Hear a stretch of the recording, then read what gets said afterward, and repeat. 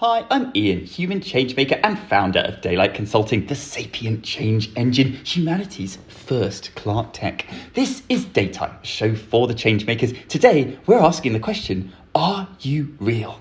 Let's get real. Debito ergo sum. Je pense, donc je suis. I think, therefore I am.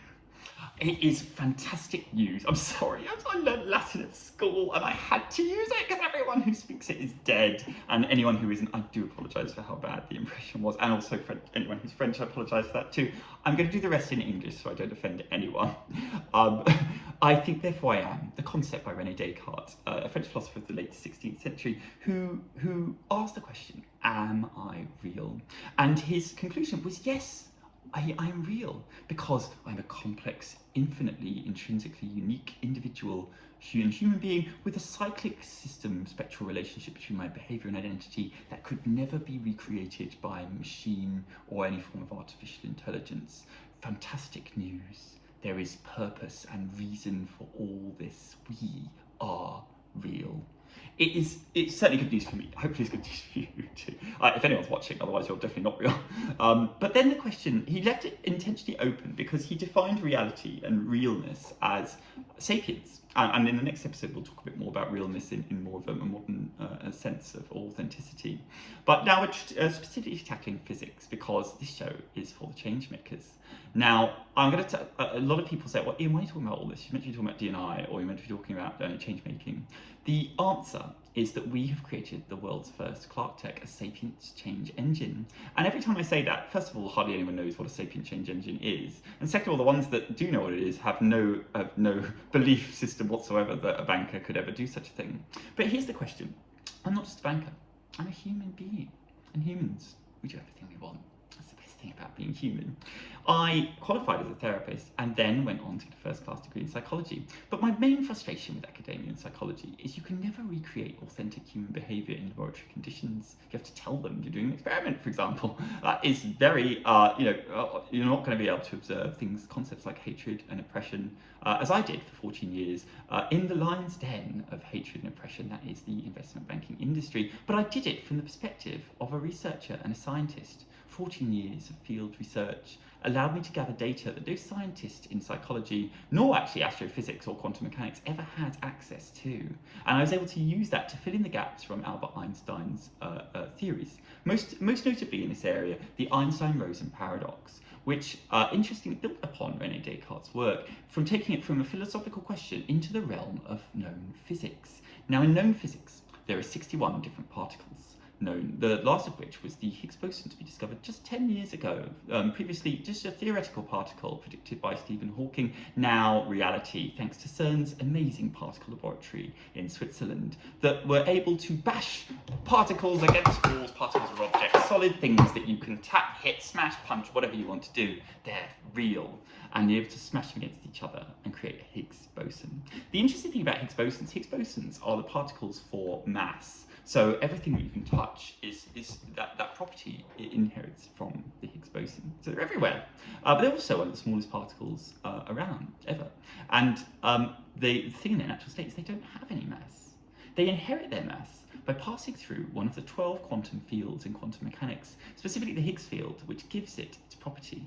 Surprising to Albert Einstein and his colleagues is that particles change their nature from waves to particles purely on the act of perception. We see them and they change because they know we're looking at them. That I find phenomenally interesting. And that's an area that I built on in order to create the science of sapience. Let me give you a different question analogy to explain this. If a tree falls in the woods and no one is around to hear it, does it make a sound over here, so I can put it on the screen. Does it make a sound? No one's around to hear it. Does it make a sound?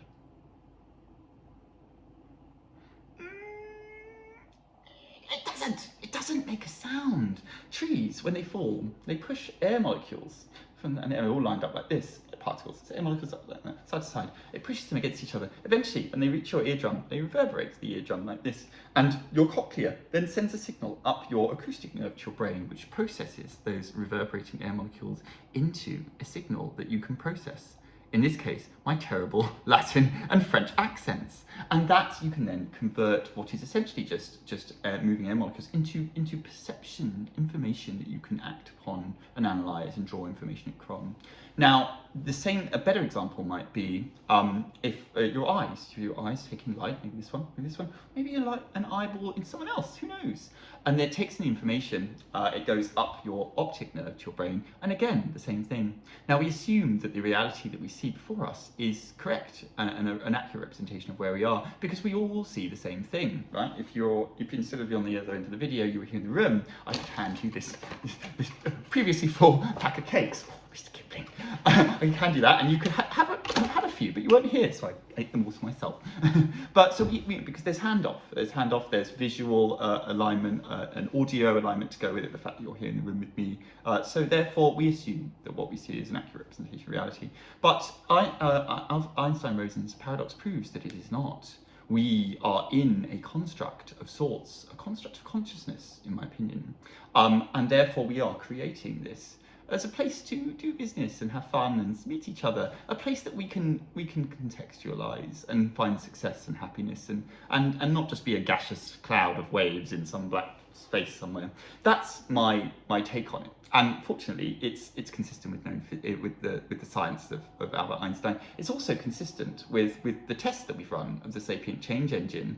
So whether it is accurate or not, it doesn't matter. If it's still a philosophical concept, which it's not, it's a scientific concept, it doesn't really matter where we are. We can still find success and happiness in whatever this construct is. It doesn't matter. But the thing that makes it matter is simple. In the Matrix, the concept of there is no spoon was referencing the Einstein-Rosen paradox. And it said that if you can learn to use your sapience to adjust the reality that you're in, then you can change it. Now, this reality runs on known physics, so I can't just think up a new pack of cakes annoyingly. But thanks to Einstein-Rosen's paradox, I know that the cake box isn't really there, and therefore I can use my sapience and I can create cake, theoretically. Now, it doesn't quite work like that because we have to stick broadly within the realms of science fact. But a lot of science isn't factual. For example, the Big Bang isn't science. It's not testable, it's not observable, it's not repeatable. It is not science at all. In that case, it's not real. We do not know, and no clue, how we got here. And that's, I find, interesting, because the Big Bang, like so many things, like intelligence doesn't exist either. Only curious minds move quickly. So I see so many things wrong with science. Science has become an illusion, some people's science anyway. I don't work with illusion. I stick to fact. I was raised in a cult. I was told to believe anything, this, that, and the other. Now I'm agnostic, and I verify everything, including 14 years of field research, to understand everything that I'm saying.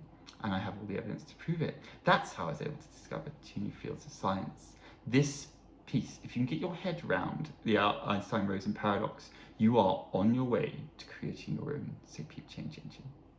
There is no cake. There is no cake. There's cake! Oh, there's no cake.